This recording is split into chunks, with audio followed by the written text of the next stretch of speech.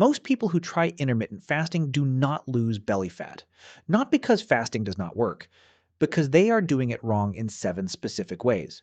The fast itself is not the variable, the habits around the fast are. Get those right, and belly fat melts without additional effort.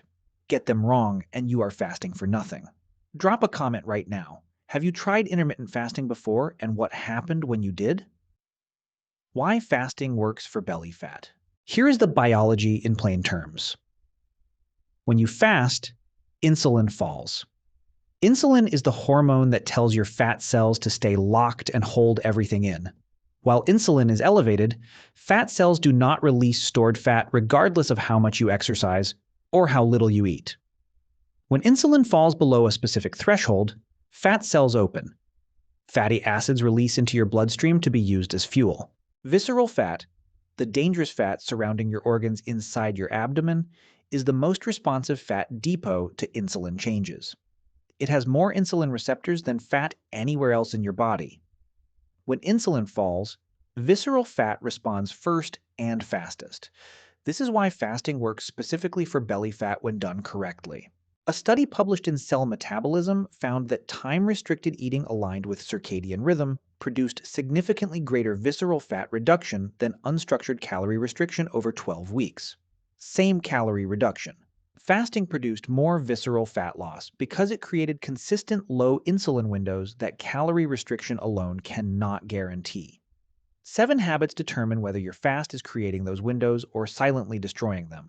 Habit number 1. Choosing an eating window. Aligned with your circadian rhythm.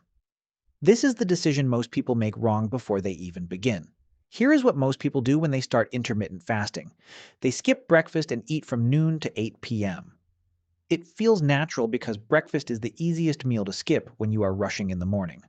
But here is what your biology says about that window. Insulin sensitivity follows your circadian clock. It is highest in the morning and falls progressively through the afternoon and evening. An 8-hour eating window from 8 a.m. to 4 p.m. produces fundamentally different hormonal outcomes than the same 8-hour window from noon to 8 p.m. The earlier window aligns eating with peak insulin sensitivity. The same food requires less insulin to process. Lower insulin response means less fat storage and more time in fat burning mode. The later window aligns eating with declining insulin sensitivity. The same food requires more insulin, more fat storage, less fat burning. A study published in Cell Metabolism found that early time-restricted eating aligned with morning insulin sensitivity produced significantly greater visceral fat loss compared to a late eating window of the same duration. David shifted his eating window from noon to 8 p.m. to 8 a.m. to 4 p.m. without changing anything he ate. 3 weeks later, his afternoon energy had stabilized, and his waist measurement had decreased measurably without any other changes. Fix. If you are currently using a late eating window, shift it earlier. Not all at once. Move it 30 to 60 minutes earlier each week until your window sits closer to daylight hours. An eating window that ends by 6 or 7 p.m. produces better belly fat outcomes than one that ends at 9 or 10 p.m., even at the same total duration. Habit number 2. Extending your fast beyond 20 hours regularly. This is the mistake that comes from believing more is always better. You hear about OMAD, 1 meal a day, or 20 to 24-hour fasts. The logic seems sound. If 16 hours of fasting burns fat, surely 22 hours burns more. Here is what the research actually shows. After approximately 16 to 18 hours of fasting, cortisol rises significantly. Your body uses cortisol to maintain blood sugar when the fast extends beyond the point where liver glycogen is depleted. Cortisol does this through gluconeogenesis, breaking down muscle protein to create glucose. At that point, your body is breaking down muscle, not just burning fat. Less muscle over time means a lower resting metabolic rate. A lower resting metabolic rate means less fat burning every hour of every day. The counterproductive cycle is real and it is measurable. A study in the Journal of the Academy of Nutrition and Dietetics found that fasting beyond 18 hours produced measurably higher cortisol and muscle catabolism markers without any additional fat oxidation benefits compared to 16-hour fasting. More fasting time. No more fat burning. Measurable muscle loss. The sweet spot for visceral fat specifically is 14 to 16 hours, long enough for insulin to fall fully and fat oxidation to reach its peak, short enough to stay below the cortisol and muscle breakdown threshold for most people. Fix: stop pursuing longer fasts as a proxy for better results. 14 to 16 hours done consistently every day produces more belly fat loss than occasional 22-hour fasts that break your consistency and trigger muscle breakdown. Consistency at the right duration beats extremity at the wrong one. Habit number 3, breaking your fast with carbohydrates. This is the habit that cancels the fat burning that was running during your fast. Picture the end of your fasting window. You have been fasting for 15 hours. Insulin is at its lowest point. Fat cells are open. Fat oxidation is running at its peak rate. Then you break the fast with toast, fruit, cereal, or a sweetened coffee drink. Glucose floods your bloodstream from an empty stomach. The insulin spike after a fast is sharper than at any other time of day because depleted cells absorb glucose aggressively. Fat burning stops immediately. Fat cells close. The window you spent 15 hours opening shuts in minutes. When you break your fast with protein instead, something completely different happens. Protein releases GLP-1 from your gut cells. GLP-1 suppresses appetite, slows gastric emptying, and extends fat oxidation for an additional hour or two beyond when you stop fasting. The fat burning that was running during your fast does not stop abruptly. It tapers gradually as protein is digested. A study published in the American Journal of Clinical Nutrition found that breaking an overnight fast with protein first produced significantly lower post-meal insulin and sustained higher fat oxidation for 2 hours compared to breaking the fast with carbohydrates first. The fast was the same. What ended it determined how fat burning continued afterward. Fix: your first meal after the fast leads with at least 30 grams of protein. Eggs, Greek yogurt, cottage cheese, smoked salmon. A protein-forward meal of any kind. Protein first. Then add carbohydrates if you want them. Never the other way around when breaking a fast. Habit number 4, drinking sweetened beverages during the fasting window. This is the mistake most people never suspect because it feels harmless. During a fast, you are hungry. You want something that tastes like something: flavored sparkling water, diet soda, a bulletproof coffee with cream and coconut oil, a protein shake to manage hunger, sweetened green tea. All of these feel like they should be acceptable during a fast. Several of them are not. Here is the mechanism. Anything that raises insulin breaks the metabolic fast regardless of whether it contains calories. Artificial sweeteners trigger what is called a cephalic insulin response in many people. Your taste receptors detect sweetness. Your brain anticipates incoming glucose. Insulin releases preemptively. The same happens with many flavored sparkling waters marketed as zero sugar. Natural flavors can trigger the same response. Protein shakes raise insulin significantly, even without carbohydrates, because amino acids directly stimulate insulin secretion. A study published in Obesity Reviews found that consumption of artificially sweetened beverages during a fasting window produced measurable insulin responses in the majority of participants, partially blunting the metabolic benefits of the fast. Partially. Not completely. But meaningfully. Fix: during your fasting window, 4 things are allowed: plain water, plain black coffee with nothing added, plain unsweetened tea with nothing added, electrolytes without sweeteners if needed. Anything that tastes sweet, regardless of whether it contains calories, is a risk to the integrity of your fast. When in doubt, plain water is always safe. Habit number 5, exercising after your first meal. Instead of at the end of the fast, this is the timing shift that most people never consider, and that produces one of the largest improvements in fat burning per unit of effort. Naturally, lean people who fast often exercise in the late morning, the natural end of their fasting window. Not because they read research on fasting and exercise timing, because it fits their schedule, and they feel good at that time. Here is why that timing works so powerfully for belly fat. At the end of a 14 to 16-hour fast, insulin is at its lowest point of the entire day. Fat cells are maximally open. Fat oxidation is running at its highest rate. When you exercise at this moment, your muscles pull directly from fat stores because glucose from recent meals is not available. The same workout produces significantly more fat burning when done at the end of the fast compared to 2 hours after eating. A study published in the Journal of Physiology found that exercise performed in the late fasted state produced 20 to 30% higher fat oxidation rates compared to the same exercise performed 2 hours after a meal.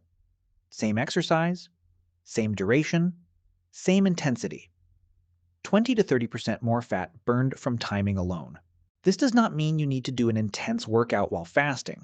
A 20-minute walk at the end of your fasting window produces meaningfully higher fat burning than the same 20-minute walk after eating. Fix. If your schedule allows any flexibility, move at least one form of daily movement to the final hour of your fasting window. A walk before your first meal rather than after. A light workout before breaking the fast rather than an hour into your eating window. The biology rewards the timing regardless of the intensity. Habit number 6. Overeating during the eating window. This is the habit that erases everything the fast built. Here is what it looks like in practice. You fast for 16 hours feeling disciplined. You break the fast with a large meal. Then you eat continuously for the next 8 hours to compensate for the hunger that accumulated during the fast. By the end of the eating window, you have consumed significantly more than you would have across a normal day. Here is the specific problem. The metabolic benefits of fasting come from low insulin during the fasting window, but those benefits only translate into fat loss when the eating window does not immediately overwhelm the system with excess glucose. When you overeat during the eating window, 3 things happen simultaneously. Insulin spikes sharply multiple times in quick succession. Your liver refills glycogen stores completely and begins converting excess glucose to fat. The hormonal reset from the fast is reversed within hours. A study in Nutrition Reviews found that time-restricted eating only produced superior fat loss outcomes when total caloric intake was not significantly elevated during the eating window, with overeating eliminating the visceral fat reduction benefits entirely. The fasting window created the hormonal environment. Overeating destroyed it. Fix. Eat normally during your eating window. Not dramatically less than usual. Not dramatically more. Fasting is not a calorie bank where you accumulate credit during the fast to spend during the eating window. It is a hormonal reset that requires reasonable eating on the other side to translate into fat loss. 2 or 3 normal-sized meals during your eating window, built around protein with natural portion sizes. That is the entire eating window protocol. Habit number 7. Fasting with an inconsistent schedule. This is the final habit, and it determines whether your fasting protocol compounds over time or plateaus after a few weeks. Most people fast Monday, eat freely Tuesday, fast 20 hours Wednesday, skip Thursday, and do a strict fast Friday. The schedule varies significantly day to day. Here is what that inconsistency costs you biologically. Your circadian clock governs when hormones peak and when they fall. Insulin, GLP-1, ghrelin, and cortisol all follow daily rhythms that are trained by consistent behavior over time. When you fast at the same time each day, your hormonal system synchronizes with that schedule over 2 to 3 weeks. Insulin begins falling more efficiently during your fasting window. Ghrelin adjusts its timing so hunger is lower during fasting hours. GLP-1 response improves at the times you consistently eat. When your fasting schedule changes significantly day to day, your hormonal system cannot synchronize. It is always adjusting to a moving target. The optimization that consistency would produce never happens. A study published in Current Biology found that consistent daily meal timing significantly improved circadian alignment of metabolic hormones and produced greater fat oxidation than irregular meal timing at the same total daily calorie intake. Same total food. Consistent timing versus irregular timing. Better fat burning from consistency. Fix. Pick a fasting window you can realistically maintain every day of the week. Not 5 days on and 2 days off. Every day, including weekends. A shorter window maintained consistently every day produces more belly fat loss than a longer window maintained only on weekdays. If 16 hours 7 days per week is not realistic, 14 hours 7 days per week is better than 18 hours 5 days per week. Consistency is the protocol. Everything else is detail. 7 habits, each one either protecting your fat-burning window or quietly destroying it. Habit 1. What lean people do naturally. An early eating window aligned with morning insulin sensitivity produces more visceral fat loss than a late window of the same duration. Habit 2. The common mistake. Fasting beyond 18 hours regularly elevates cortisol and breaks down muscle without any additional fat-burning benefit. Habit 3. What lean people do naturally. Breaking the fast with 30 grams of protein sustains fat oxidation rather than shutting it down immediately with a carbohydrate spike. Habit 4. The common mistake. Sweetened and artificially sweetened beverages during the fasting window trigger insulin responses that partially break the metabolic fast. Habit 5. What lean people do naturally. Light exercise at the end of the fasting window when insulin is lowest produces 20 to 30% higher fat oxidation from the same workout. Habit 6. The common mistake. Overeating during the eating window produces insulin spikes that erase the hormonal benefits accumulated during the fast. Habit 7. What lean people do naturally. A consistent daily fasting schedule trains your circadian clock to optimize fat-burning hormones at the same time every day. Here's what fasting actually is when you understand the biology. It is not about suffering through hunger. It is not about how long you can go without food. It is about protecting a window where insulin falls low enough and stays low long enough for visceral fat to release. These 7 habits either protect that window or quietly close it. Now you know which side each one is on. Start with the one habit furthest from what you are currently doing. Just one. This week, which of these 7 are you getting wrong right now? Drop it in the comments below. I read every single one. If this changed how you think about fasting and belly fat, subscribe to What Science Reveals. Real science explained clearly every single week. And if you want to see how your breakfast habits and stopping eating after 7 p.m. connect to everything we covered today, those videos are right here. Fasting, breakfast, and evening eating work together as one complete system. See you in the next one.